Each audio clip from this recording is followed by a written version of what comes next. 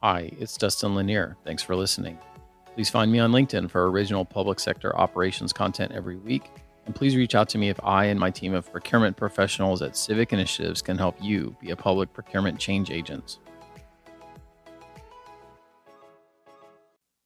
I put out an article on LinkedIn today that is also the kickoff of our newsletter capacity on LinkedIn. So I thought it would be interesting to read it as well as have it written so that see if people like that kind of content. As mid-December is upon us, I wanted to look back at our public procurement content for 2021 and look forward. In this year, we've made content at least twice and as many as 4 times a week, every week, while running a national consulting business. I think that's pretty remarkable looking back at it. We've done short videos, long videos, and LinkedIn Live. We've done webinars and online panel discussions. We've done speeches online and in person with a 300-person lunch presentation in Biloxi, Mississippi as my personal highlight. And via this post, we are reviving a style of content on LinkedIn I haven't done since April, which is the article. Articles in LinkedIn were undervalued by the algorithm, which prefers text, photos, those slider documents, and everyone's least favorite polls.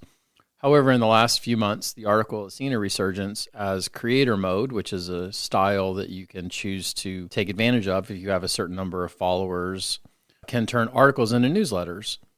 So that's what the kickoff of that was. And as you're listening today, new in 2021, podcasts. We started a podcast in February with our discussion with Jen Myers, and then moved into a weekly cadence where we did 40 episodes with over 1,200 minutes of content, which is crazy to me. And I looked back at it, and a lot of it is still exactly current and relevant, and I really encourage you to dig back. We did Clubhouse roundtables, one-on-ones, and quick self-recorded updates. We've had listeners outside of the U.S. and Kenya, Canada, Germany, the UK, Belgium, and Albania. I was surprised when I looked it up.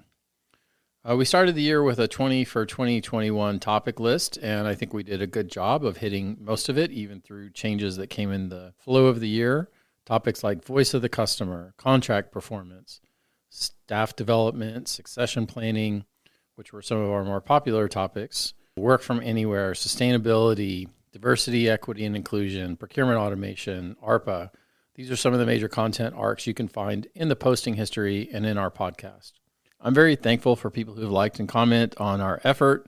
The algorithm likes for you to like and comment, so it's very appreciated by me when you do.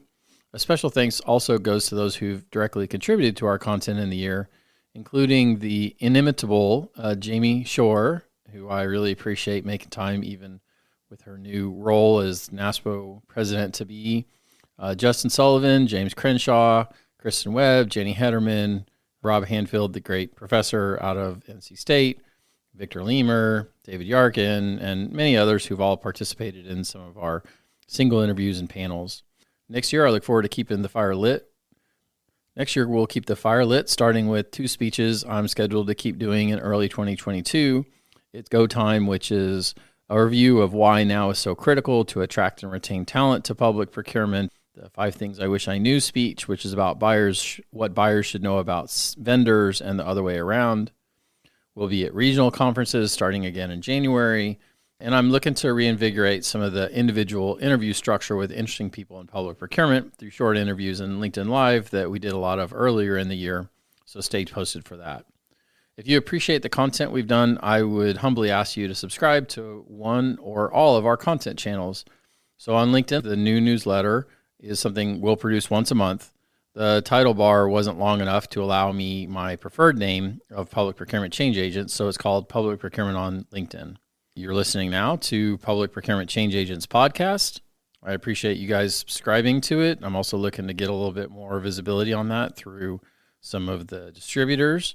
And then we also are starting and running a content digest, also called Public Procurement Change Agents, which is in an email format. I find the email-based service is the best way to make sure that you can see some of the content and it's easy to consume for busy people. So thank all of you who are listening for your support of our content here, which we truly do as a service. If you do have content ideas or collaboration opportunities, please let me know.